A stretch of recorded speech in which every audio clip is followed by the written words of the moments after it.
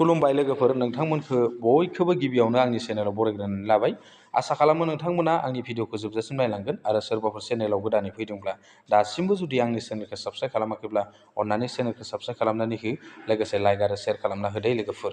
दिनै आं नोंथांमोननो मोनसे स्किल इन्डियानि भारत हादरनि मोनसे एप्लाइनि सायावसो नोंथांमोननो आं लानानै फैदों दे लोगोफोर। दा बे भारतनि जि स्किल इन्डियाखौ नोंथांमोना बोरैहाय एप्लाइ खालामो आरो लोगोसे नोंथांमोना बे स्किल इन्डियायाव एप्लाइ खालामनायाव मा डकुमेन्ट्स नांगौ, लोगोसे बेखौ एप्लाइ खालामनो थाखाय नोंथांमोननो बेसेबां बैसो जानांगौ बेखौ आं फारि फारि दिन्थिलांगोन लोगोफोर। आरो बेवहाय एप्लाइ खालामनानै नोंथांमोना मा बेनिफिट्स मोननो हायो आं बेखौबो नोंथांमोननो फारि फारि फोरमायलांगोन। आरो गिबियावनो नोंथांमोना बेखौ एप्लाइ खालामनो थाखाय नोंथांमोननि आधार कार्डल' गांसे नांगौ दे लोगोफोर।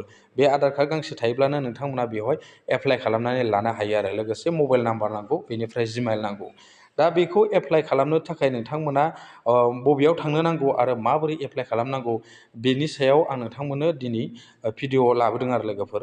आरो जुदि नोंथांमोना बेवहाय एप्लाइ खालामनो गोसोबा आंनि नैबे भिडिअनि डिसक्रिपसनाव बिनि लिंकखौ होनानै दोनखादों लोगोफोर। नोंथांमोना बेवहाय थांनानैनो एप्लाइ खालामनानै लाहैनो हागोन आरो लोगोफोर। दा आं बिनि जि एप्लाइनि प्रसेस, बे प्रसेसखौ नोंथांमोननो दिन्थिलांगोन लोगोफोर। बेवहाय एप्लाइ खालामखांनायनि उनाव नोंथांमोना मा बेनिफिट्स मोनो बेखौबो नोंथांमोना नायलांबाय थाबानो जाबाय आरो लोगोफोर। नोंथांमोना आं दा भिडिअखौ दिन्थिलांबाय थानोसै। गिबियावनो लोगोफोर नोंथांमोना बे डिसक्रिपसन बक्सआव थांनानै बे एप्सखौ अपेन खालामनानै लादो आरो लोगोफोर। दानिया बेवहाय नैबेयाव अपेन दंना, बे अपेनाव क्लिक खालामदो। बेनि उनाव नोंथांमोना नोंथांमोननि बे प्ले स्ट'राव थांगोन, बेनिफ्राय नोंथांमोना इनस्टल खालामनानै लाबानो जाबाय आरो एप्सनि नामा कुइन्टु एप्स दे लोगोफोर। बेनि उनाव नोंथांमोना एप्सखौ इनस्टल खालामनानै लाबानो जाबाय। आंनाव अलरेडि बे एप्सआ इनस्टल जानानै दंखायो दे लोगोफोर। थेवब्लाबो आं नोंथांमोननो दा खनसे इनस्टल खालामफिननानै दिन्थिबाय आरो लोगोफोर। दसे समाय लडिं लागोन लोगोफोर। इनस्टल जाखांनायनि उनाव नोंथांमोना बे एप्सखौ अपेन खालामदो आरो अपेन खालामखांनायनि उनाव नोंथांमोनाव बेफोरबायदि इन्टारफेस शो जागोन। शो जाखांनायनि उनाव नोंथांमोना एलाउआव होदो, बिनिफ्राय गाहायाव कन्टिनिउ दंना, कन्टिनिउ थुदो आरो लोगोफोर। कन्टिनिउ थुखांनायनि उनाव दसे लडिं लागोन दे लोगोफोर। नैबेवहाय कन्टिनिउ थुलांबाय था लोगोफोर। नोंथांमोना कन्टिनिउ गेट स्टार मोनगोन, गेट स्टाराव क्लिक खालामनानै होदो आरो लोगोफोर। दानिया बेवहाय एलाउआव होनानै होबानो जाबाय लोगोफोर। बेनि उनाव नोंथांमोना बेवहाय नोंथांनि मबाइल नाम्बारखौ होदो, बेनिफ्राय गाहायाव नैबेवहाय नोंथांमोना नैबेयावहाय थानाय रिफारेल क'डखौ होबानो जाबाय आरो लोगोफोर। आंनि स्क्रिनाव नोंथांमोननो बे रिफारेल क'डखौ लिरनानै होखाबाय आरो। बेनि उनाव नोंथांमोना नैबेवहाय रिकुवेस्ट अटिपि दंना, बे रिकुवेस्ट अटिपियाव नोंथांमोना खनसे क्लिक खालामनानै होनांगोन आरो लोगोफोर। आं बेवहाय क्लिक खालामबाय। क्लिक खालामखांनायनि उनाव नोंथांमोननि मबाइल नाम्बाराव अटिपि थांसिन आरो। दानिया बे अटिपिखौ नोंथांमोना नै आंनाव अटिपि फैबाय, अटिपिखौ इन्टार खालामदो।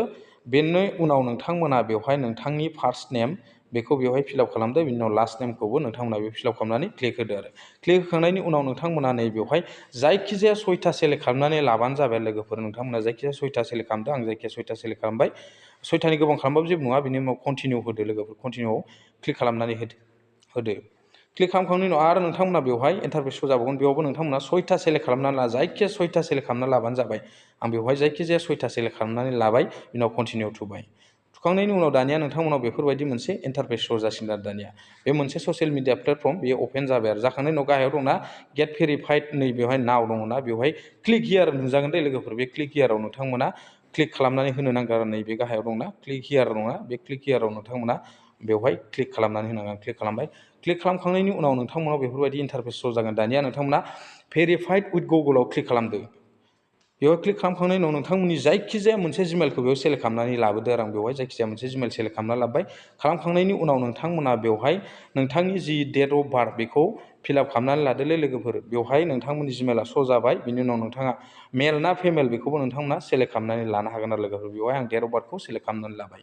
बेनि उनाव नोंथांमोना मेल फिमेलखौ सेलेक्ट खालामनानै लादो आरो लोगोफोर। बिनि उनाव नेक्स्टआव थुदो। नेक्स्टआव थुखांनायनि उनाव नोंथांमोनाव बेफोरबायदि मोनसे इन्टारफेस शो जागोन। दानिया नोंथांमोननि भेरिफाइड इउआर आइडेन्टिफिकेसन, मानि बेवहाय नोंथांमोननि भेरिफिकेसन खालामनांसिगोन नोंथांमोना आधार कार्डखौ होनानै आरो लोगोफोर। बिनि उनाव कन्टिनिउ थुदो लोगोफोर। कन्टिनिउ थुखांनायनि उनाव नोंथांमोना नै बेफोरबायदि इन्टारफेस मोनसे शो जागोन दे लोगोफोर। नै बेवहाय नोंथांमोननि फ्रन्ट अफ इउआर डकुमेन्ट्स, माने नोंथांमोननि आधार कार्डनि मोखां साइडनिखौ बेवहाय बिनाय जादों दे, फ्रन्ट साइडनिखौ बेवहाय नोंथांमोना क्लिक खालामदो आरो लोगोफोर।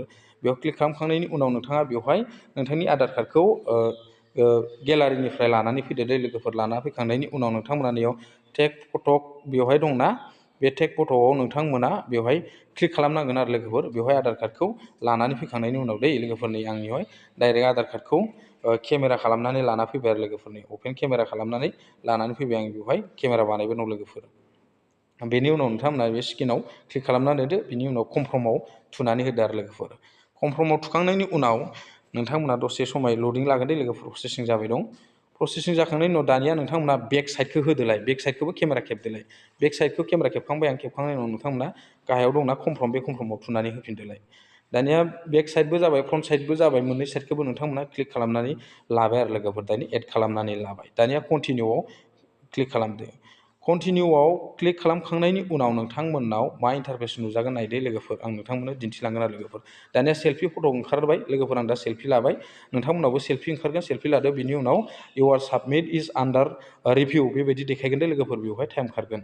खालामखांनायनि उनाव नोंथांमोनाव बेफोरबायदि इन्टारफेसा श' जासिगोन। दानिया लोगोफोर नोंथांमोना गासिबो प्रसेसा माने क्लियार जाजोब्बाय, माने कमप्लिट जाजोब्बाय। कमप्लिट जाखांनायनि उनाव नोंथांमोना बेनिफ्राय बे दैलि नोंथांमोना बेवहाय रांखौ आरजिनानै लालांनो हासिगोन आरो बे स्किल जि इन्डियानिफ्राय नोंथांमोना बे मोनसे प्लेटफर्मनिफ्राय नोंथांमोना बे रांखौ आरजिनानै लानो हासिगोन आरो। गोजोन्थों लोगोफोर, एसेनोसै दिनैनि भिडिअ'आ, बेबायदिनो नेक्स्ट भिडिअ'आव लोगो मोनफिनगोन। थेंक इउ, बाय बाय, गोजोन्थों।